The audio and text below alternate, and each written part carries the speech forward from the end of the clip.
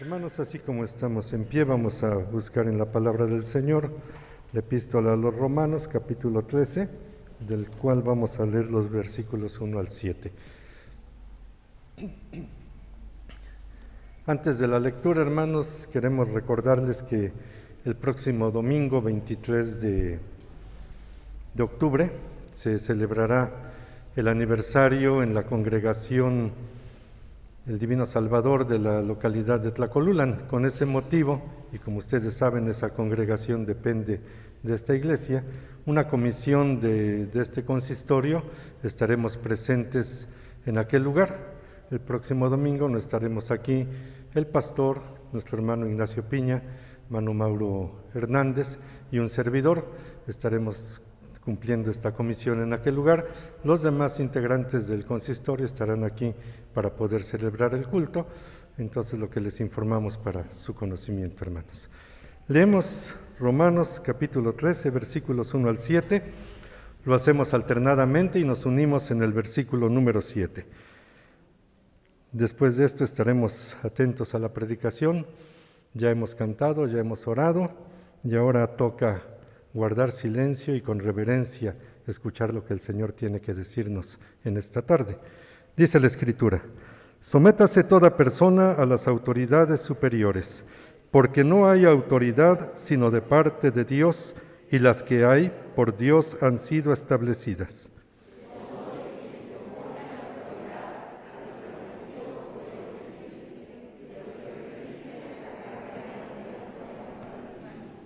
Porque los magistrados no están para infundir temor al que hace el bien, sino al malo. ¿Quieres, pues, no temer a la autoridad? Haz lo bueno y tendrás alabanza de ella.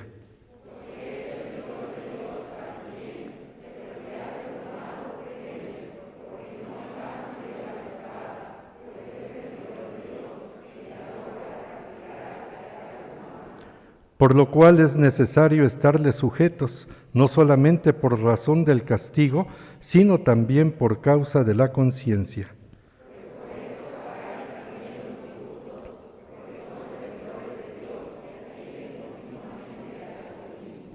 Pagad a todos lo que debéis, al que tributo, tributo, al que impuesto, impuesto, al que respeto, respeto, al que honra, honra. ¿Pueden ocupar su lugar, hermanos?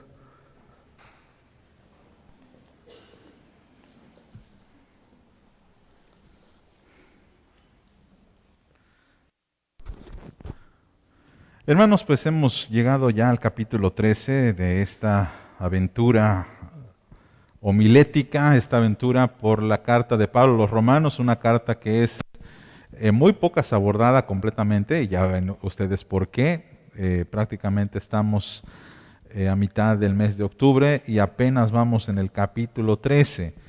Pero hemos aprendido mucho acerca de lo que consiste o en qué consiste el Evangelio. Cómo es que la persona es salva en el Señor. Y esto lo hemos analizado desde el capítulo 1 hasta el capítulo 11.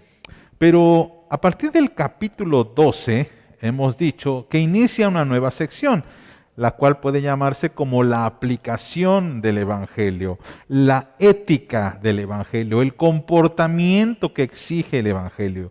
Y hemos dicho que primeramente el Evangelio se aplica en el seno de una iglesia. Esto lo hemos explicado en los 2 sermones previos, en el que hemos dicho que Dios nos ha dado dones, talentos, capacidades espirituales, primeramente para que edifiquemos nuestra iglesia y para que en nuestra iglesia nosotros crezcamos. Pero es inevitable, amados hermanos, que después de la iglesia comienza la responsabilidad de cada uno de nosotros en el exterior de la misma.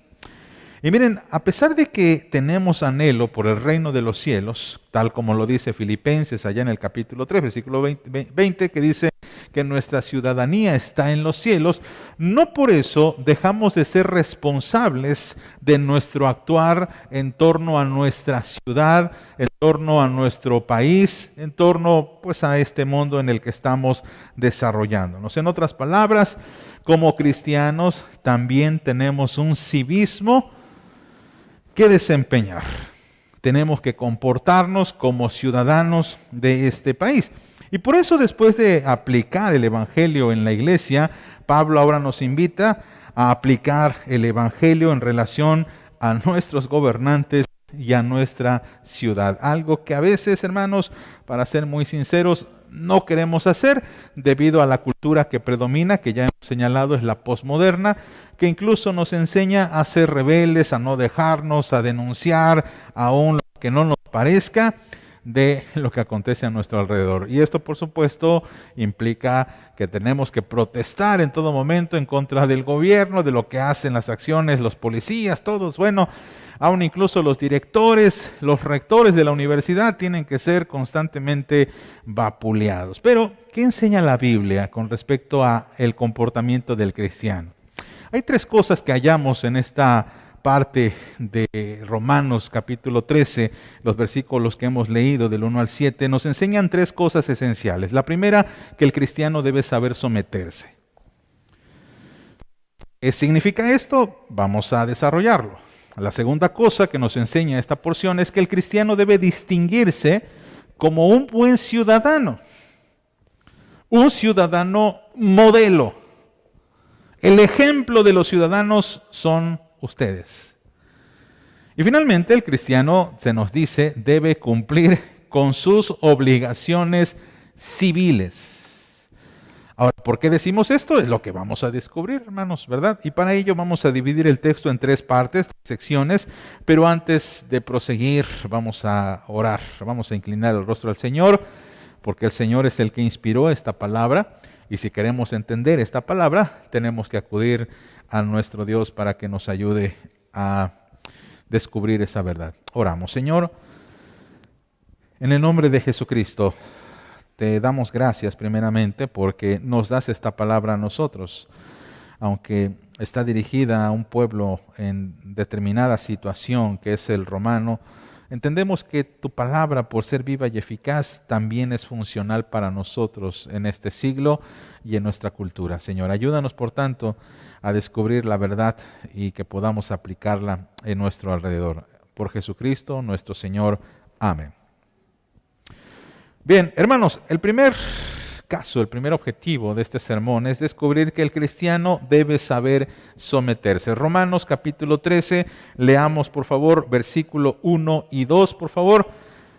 Romanos 13, versículo 1 y 2, lo leen junto conmigo, dice el texto bíblico: sométase toda persona a las autoridades superiores, porque no hay autoridad sino de parte de Dios, y las que hay por Dios han sido establecidas. De modo que quien se opone a la autoridad, a lo establecido por Dios resiste, y los que resisten acarrean condenación para sí mismos.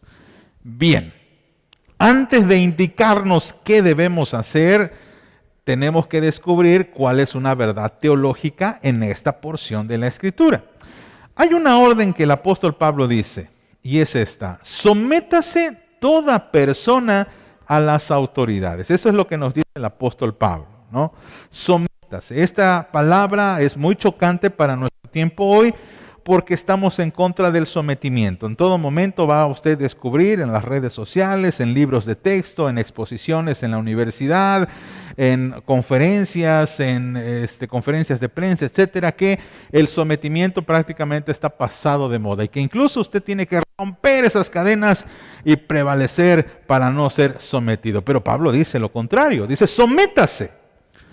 E interesantemente esta, aunque es una orden para los cristianos, al decir que toda persona debería estar sometida, Pablo dice que esto responde a una verdad teológica. ¿Por qué razón deberíamos someternos a la autoridad? Porque, dice, toda autoridad es puesta por Dios. Esto es lo primero, o esa es la motivación que nos impulsa a someternos. Pablo no dice, sométase toda persona a la autoridad porque pues no tenemos de otra.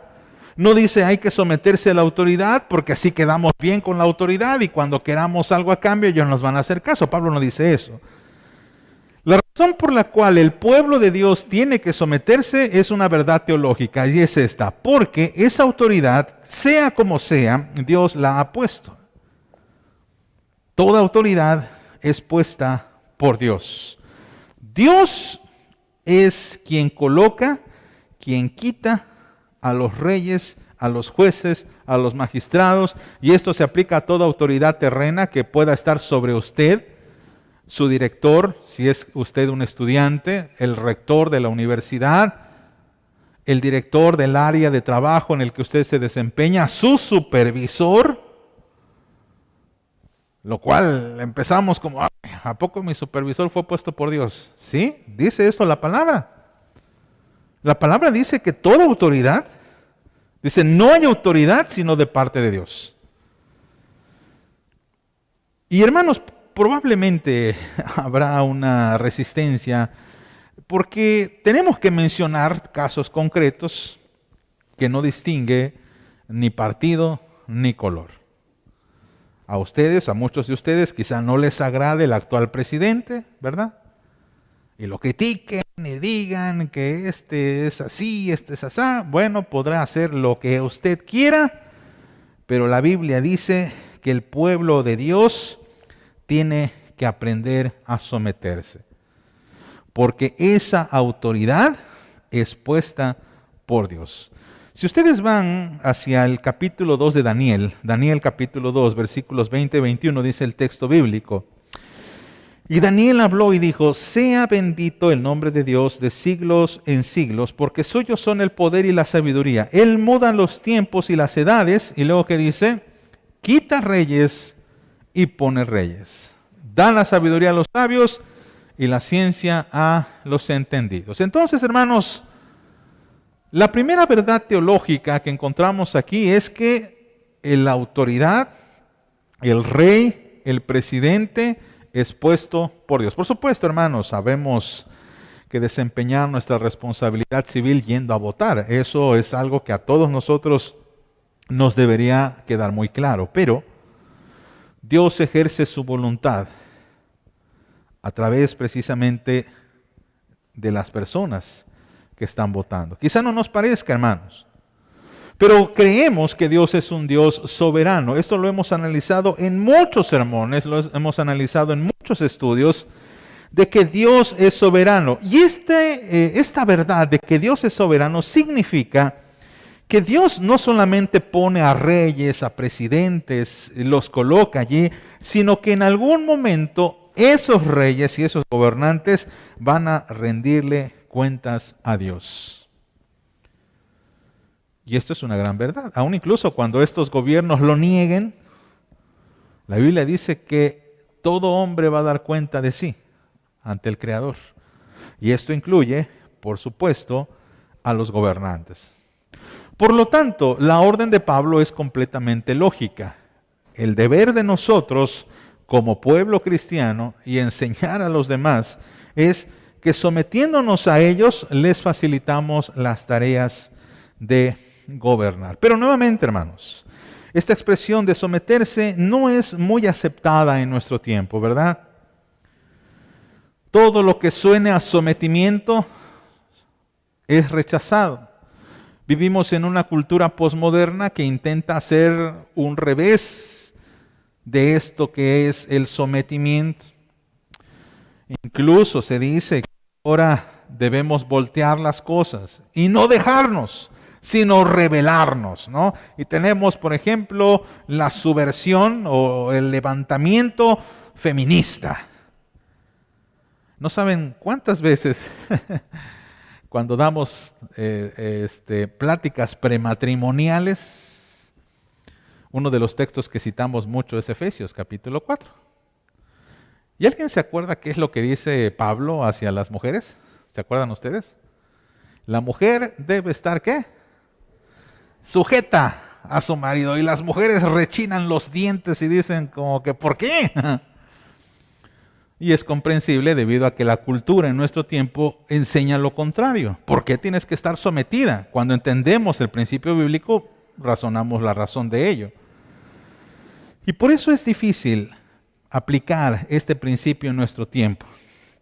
Por supuesto, en tiempos de Pablo también era difícil, porque recordemos que en el tiempo en el que Pablo escribe esta carta, quien gobierna es nada más y nada menos que un emperador romano.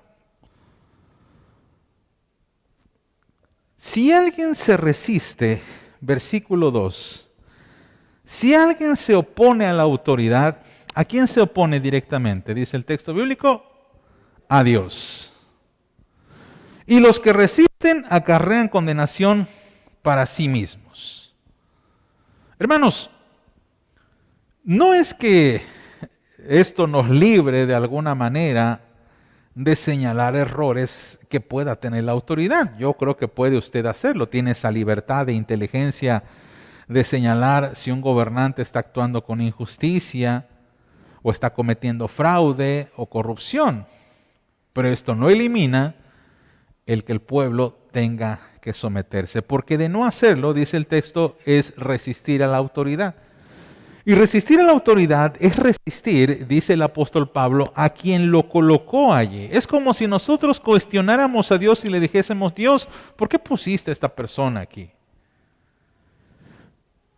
Y por allí, hermanos, tenemos que recordar esta doctrina también de la autoridad, que tanto el gobierno como algunos hombres poseen.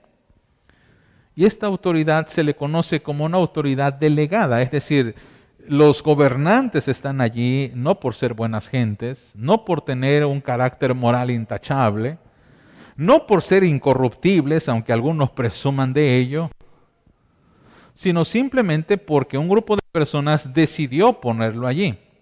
Y cuando esto acontece, decimos que es Dios quien lo puso ahí y por tanto no podemos decir, como dice el apóstol Pablo, no podemos resistirnos a ello. Y aquí se ocupa una tarea bastante cristiana de parte de nosotros. ¿Por qué? Lo que debemos hacer como cristianos es interceder por los que gobiernan. Dice Primera de Timoteo, capítulo 2, lo acabamos de leer hace un momento, dice versículo 1 y 2, dice, exhorto ante todo a que se hagan rogativas, oraciones, peticiones, acciones de gracias por todos los hombres, por los reyes y por todos los que están en eminencia, para que vivamos quieta y reposadamente en toda piedad y honestidad. La orden del apóstol Pablo es, tú tienes que someterte, pero también tienes que orar, tienes que interceder. Por eso hacemos en algún momento alguna oración por el gobernante, por el presidente municipal, por el presidente de la república, porque es una orden de Dios, porque es nuestro deber hacerlo. Y probablemente, hermanos, a muchos no les simpatiza eso. En algún momento recuerdo un hermano que dijo, ¿por qué oramos por el presidente, pastor? Porque la Biblia lo dice.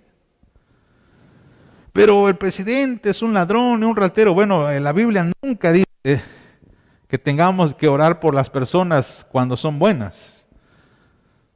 Nos dice, intercede por todos. Que Dios les dé sabiduría para poder gobernar. Que Dios toque sus corazones y vengan a los pies de Cristo. Pero a mí me corresponde dos responsabilidades. Someterme a ellos y orar por ellos. Repito, aun cuando su autoridad no me guste. Aun cuando yo pueda decir, yo no lo elegí, porque algunos se defienden así, yo no voté por él. ¿Quién sabe quién votó por ellos? Y a veces, hermanos, es de muy mal gusto encontrar gente que hace esta clase de debates en las redes sociales, insultando incluso a aquellos que apoyan a tal persona. Y esto, por supuesto, no significa, hermanos, que seamos ciegos ante lo que hace en ocasiones la autoridad. Por un lado, el cristiano debe saber someterse, porque esto glorifica a Dios, es verdad. Pero también el cristiano tiene que tener los ojos muy abiertos y los oídos también muy bien atentos, para que la autoridad no transgreda ni contradiga los intereses del reino de los cielos.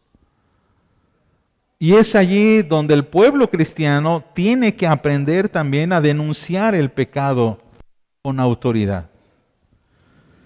El someternos no significa, hermanos, que agachemos la cabeza y nos hagamos de la vista gorda ante lo que quieren hacer.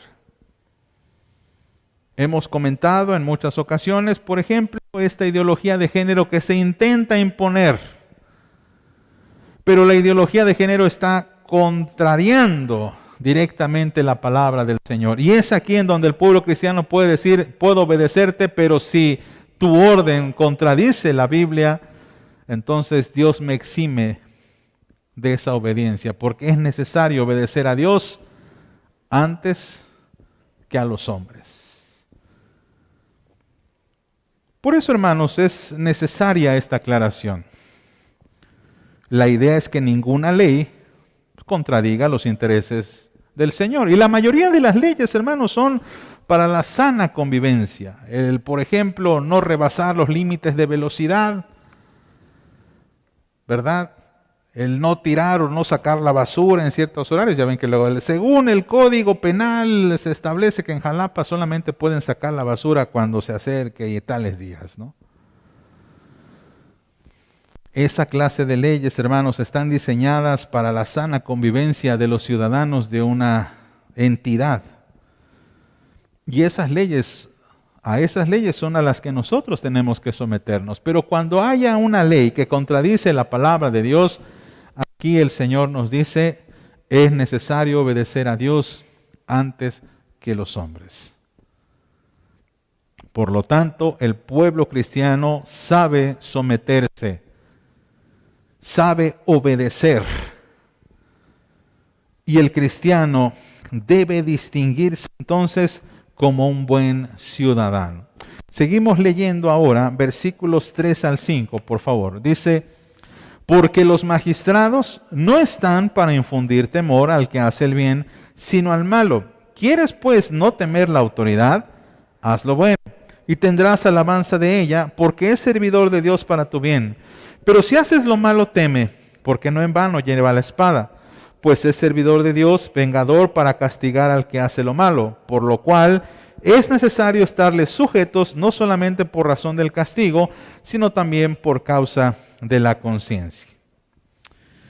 Bien, notemos, hermanos, que en esta segunda parte, Pablo nos habla acerca de la función de la autoridad, la función del gobierno. Por supuesto, Pablo no pretende hacer un manual de política, ni pretende hacer un manual de lo que debería ser el gobierno. Solamente abarca una parte muy pequeña, por cierto, pero muy necesaria y distintiva, la cual es la impartición de la justicia, representado, por supuesto, por esta idea de la espada que tiene en la mano. Tiene la espada para aplicar la justicia, para castigar al que hace maldad. Y por tanto, el apóstol nos dice que nosotros tenemos que aprender no solamente a someternos, sino a hacer lo bueno. Así pues, la autoridad está para impartir justicia. Y muchas veces la justicia de la autoridad responde a la autoridad que Dios ha puesto y que quiere imponer en nuestro mundo. ¿Por qué? Porque Dios es un Dios de orden. Dios es un Dios que impone su soberanía y su control sobre la humanidad, aun cuando la humanidad lo rechace. Pero la idea de gobierno es una idea divina. Dios ha puesto control, Dios ha puesto gobierno en el corazón del hombre. De lo contrario, hermanos, seríamos pues como animales, matándonos unos a otros, violentándonos unos a otros. Y Dios ha puesto en nuestros corazones una ley moral que nos ayuda a frenar esos instintos. Pero también Dios ha puesto la autoridad para imponer paz. Dice 1 Corintios capítulo 14, versículo 33, pues Dios no es un Dios de confusión, sino de paz. Así pues, la autoridad lleva la espada para que nosotros no tengamos que proceder por nuestra propia justicia. Esto también es un aliciente para poder interceder constantemente por nuestras autoridades. Y esta autoridad, hermanos, se dice que también es un servidor de Dios. Dice el texto bíblico, haz lo bueno y tendrás alabanza de ella. Versículo 4, porque es servidor de Dios para tu bien. Pero si haces lo malo, teme, porque no en vano lleva la espada, pues es servidor de Dios. Nuevamente lo repite, vengador para castigar al que hace lo malo, por lo cual es necesario estarles sujetos, no solamente por razón del castigo, sino también por causa de la conciencia. La invitación del apóstol Pablo, hermanos, es que el cristiano tiene que ayudar a la autoridad distinguiéndose como un buen ciudadano, como un ciudadano ejemplar, como un ciudadano que cumple la ley. Es impensable, hermanos, que un creyente quiera abusar de la ley, quiera sobrepasar la ley y encima reclamar que es injusto. Toda autoridad, hermanos, es puesta por Dios. Y el creyente tiene que obedecer las reglas de esa autoridad. Y esto, hermanos, tiene bastantes aplicaciones, muchísimas. Un cristiano, por ejemplo, hermanos, si dice un letrero, por favor, haga fila y espere su turno, hay una autoridad que puso esa regla. ¿Qué debe ser el cristiano? Hacer fila y aguardar su turno. Tengo prisa, ¿verdad? Llegamos al Seguro Social, le decimos a la señorita que está atendiendo las tarjetas, señorita, atiéndame por favor. Y dice la señorita, que es autoridad en esa parte, dice, por favor, haga fila y espere su turno. Y el rebelde que está en nuestro corazón dice, no me voy a formar y no me puedo sentar y me voy a quedar aquí hasta que me atienda. Una autoridad le dice en el aeropuerto que usted no puede llevar ciertas cosas en su maleta. El rebelde dice, ¿y por qué no? Y me lo voy a llevar. Háganle como quieran. Y la autoridad dice, usted no puede llevar eso. Últimamente está ahorita una controversia, bueno, no sé si es controversia, pero hay una liberación, por así decirlo, que ha hecho el gobierno en el que señala que ya el cubreboca puede ser prescindible. Es decir, que si está en un espacio amplio, bien ventilado, quizá como este templo, usted ya no puede usar el cubreboca si no quiere. Pero si en el edificio hay una autoridad que le dice, disculpe, pero a este edificio se entra con cubreboca, uno puede decir, ¿y por qué? Yo me gobierno solo y yo me descubro, pero esa autoridad me dijo que no. ¿Cómo puedo aplicar el evangelio? Obedeciendo. Sí, Señor, no estoy de acuerdo, pero me lo pongo. Y lo mismo puede suceder en cualquier área, mis amados. En la escuela, en la universidad, en el gimnasio. Usted levanta las pesas y las deja ahí como sea, o hay una autoridad que dice, por favor, después de usar las pesas, colóquelas en su lugar. Que las coloque otro. En las señales de tránsito, hermanos. Nos pasamos el alto y reclamamos. ¿Por qué me detiene, oficial? Señor, usted se pasó el alto. El cristiano, hermanos, tiene que ser el primero en obedecer la ley, pero también tiene que ser el primero en asumir las consecuencias cuando quebrantamos esta misma. No debemos fomentar, aunque no lo dice el texto, pero no debemos fomentar la corrupción. Es penoso que un creyente se preste a la corrupción. Me detuvo el tránsito, ¿y qué es lo que hago? Ya se saben, ¿no? Hasta decimos esa expresión, ya se la saben, hermanos. Pónganse la del Puebla, ¿no? La Sor Juanita. Aunque ahorita me dicen que ya la Sor Juanita ya pasó de moda, ¿verdad? El Benito ahora está. Denle un Benito al policía y ya con eso. Hermanos, un cristiano, y lo quiero dejar muy claro, un cristiano no puede dar sobornos. El Evangelio no nos invita a dar sobornos. El Evangelio nos invita a someternos a la autoridad y a la ley. Y si merezco ser penalizado por algo, el cristiano tiene que asumir el pago de esa consecuencia. Me pasé un alto, el oficial me detiene. Señor, ¿sabe por qué lo detuve? Sí, señor oficial, fue mi culpa, proceda. ¿Nos da coraje? Por supuesto. Duele la multa. ¿Cuánto es de multa? ¿Cuántos les han recogido el automóvil, hermanos, de la grúa? 2,000, 3,000 pesos, ¿verdad? ¿Duele? Claro que duele. 3,000 pesos duelen. Y al que no le duela, bueno, deme esos 3,000 y ya veremos. O compártalo, ¿no? Hermanos, la Biblia nos dice que el cristiano por eso tiene que cuidar su testimonio y hacer lo bueno. Porque dice la Biblia, si haces lo malo, teme. No en vano lleva la espada porque es servidor de Dios y vengador para castigar al que hace lo malo. Esto es, no creamos, hermanos, que por ser cristianos estamos por encima de la ley o de la autoridad. No por ser cristianos, Dios nos va a ayudar si violentamos la ley, porque eso no va a suceder. Si usted comete fraude y está en riesgo de ir a la cárcel, no habrá oración, hermanos, que lo rescaten de esas consecuencias. Por eso la Biblia es muy clara y certera. No te confíes a que eres hijo de Dios. Dios te va a cuidar aun cuando hagas lo malo. No, eso no va a suceder. Dice el apóstol Pablo, si haces lo malo, teme. Porque ese magistrado que es servidor de Dios, y por eso dice eso, es servidor de Dios, deberá ejercer la justicia. Por eso es necesario estarle sujetos no solamente por razón del castigo, sino también por causa de la conciencia. Esto es, que usted como cristiano, hermanos, gracias al Evangelio, puede comprender lo que está bien y lo que está mal. Y lo sabe distinguir, porque Cristo nos ha enseñado eso. El Espíritu Santo está en usted y el Espíritu Santo le indica esto que estás haciendo está mal. Y no podemos engañar al Espíritu Santo. Por eso dice el apóstol Pablo, tenemos que obrar bien, tenemos que estar sometidos.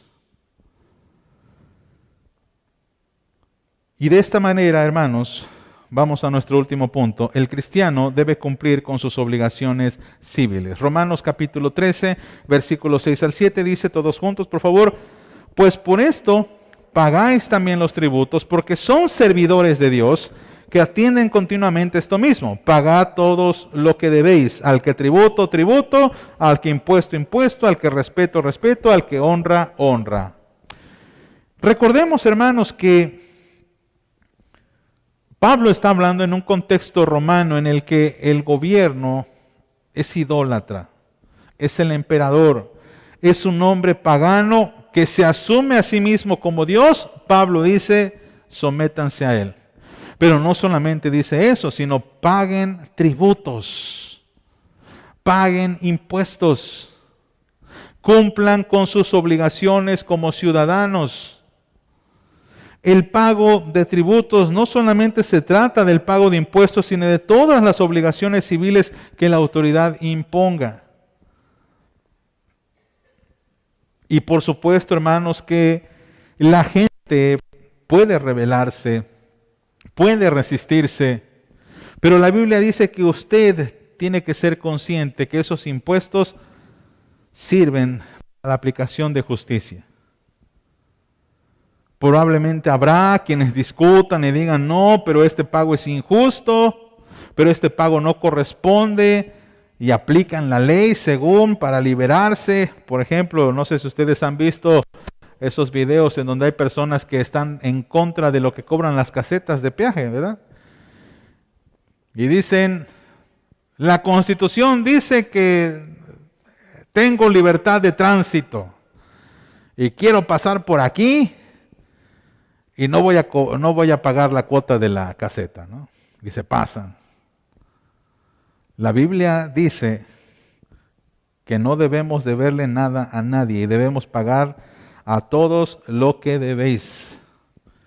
Incluso, hermanos, aun cuando a mí me parezca injusto. Quiero que por favor vayamos rápido a Mateo capítulo 17. Es un texto bastante interesante, versículos 24 al 27, porque nos enseña algo muy importante, muy interesante y que faltaría tiempo para abordarlo, pero quiero mencionar algunas cuantas cosas. Dice el texto, Mateo 17, 24 al 27, por favor, dice el texto bíblico, cuando llegaron a Capernaum, vinieron a Pedro los que cobraban las 2 dracmas y les dijeron, ¿vuestro maestro no paga las 2 dracmas? Él dijo, sí.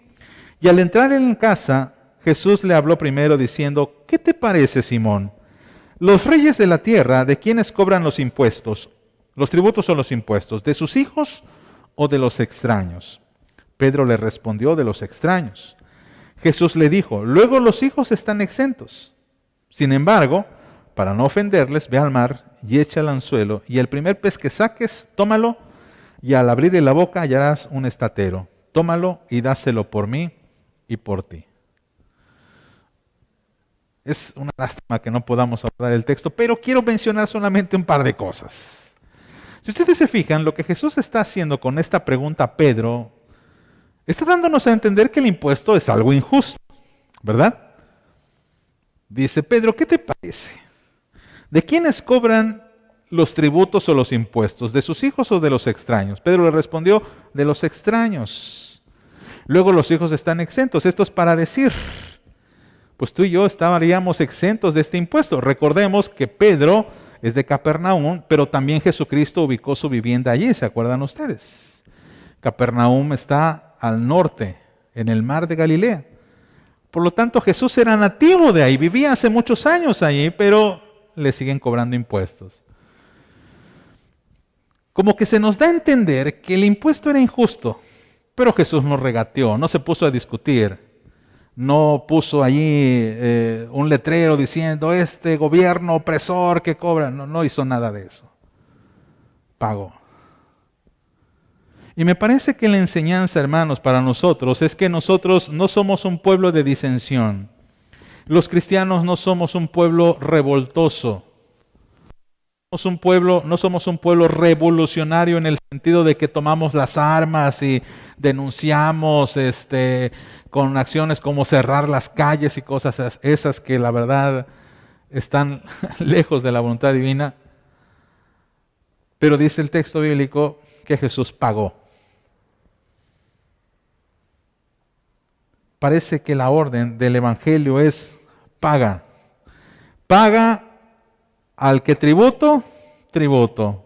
Al que impuesto, impuesto. Al que respeto, respeto. Al que honra, honra.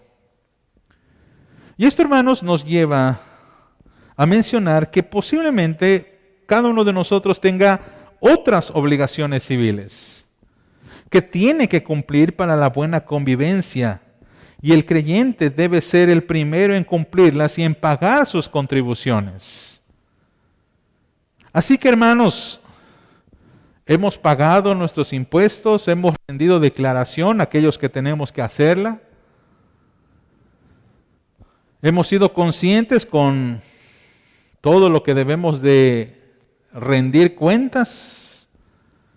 Y esto no solo aplica, hermanos, hacia el gobierno, porque cuando Pablo habla acerca de que debemos de pagarle a quien le debamos, habla de otras obligaciones que quizá he adquirido como cristiano y que debo de liquidar. ¿He pagado mis deudas? Mire, yo he escuchado que algunos dicen que pedir prestado está mal. Lo he escuchado.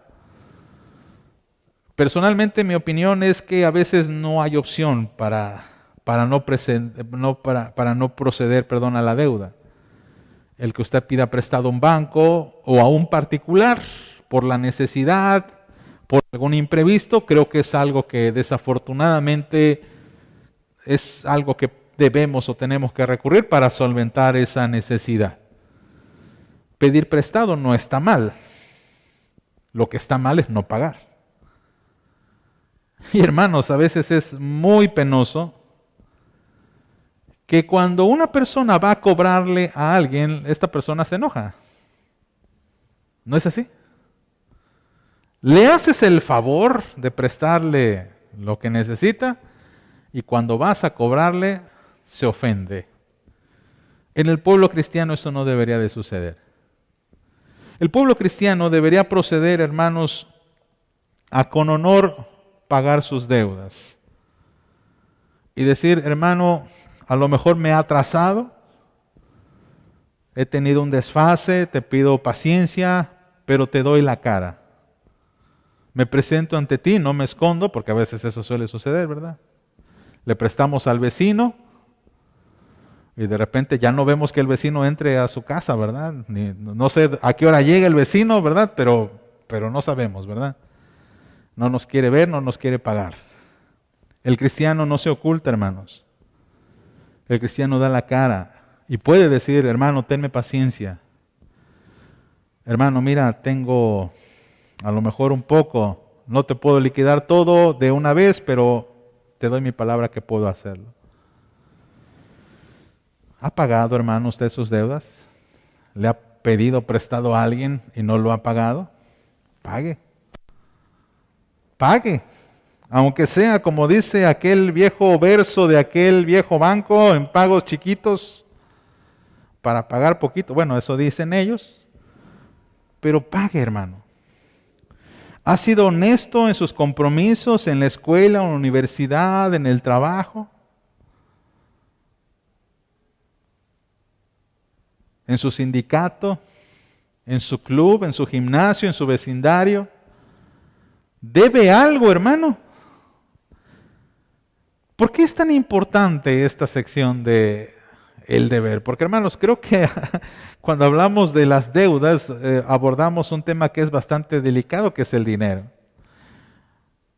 Y el dinero puede ser una gran bendición, sin duda, pero también puede ser algo que nos hunda en el pecado y nos lleve a la desobligación.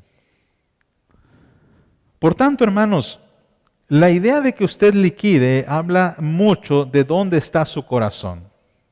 Recuerde lo que Jesús decía, donde está tu tesoro, allí está tu corazón. Si tú no liquidas tus deudas, si tú no das paso a tus obligaciones, entonces te estás centrando en ti mismo. Y no estás valorando muchas otras cosas. Por ejemplo, una amistad. Estás diciendo que ese dinero es más importante que la amistad, el compañerismo que tengas con alguien. Y a eso no nos ha llamado el Evangelio. El Evangelio llama a que seamos responsables y que hagamos lo que es justo delante de Dios. Por eso, hermanos, vamos a las conclusiones. Un cristiano debe aprender a ver la autoridad con una perspectiva teológica. Esto es, Dios, recuerden, y solo Dios coloca a reyes y gobernantes. Y por eso debemos aprender a orar por ellos.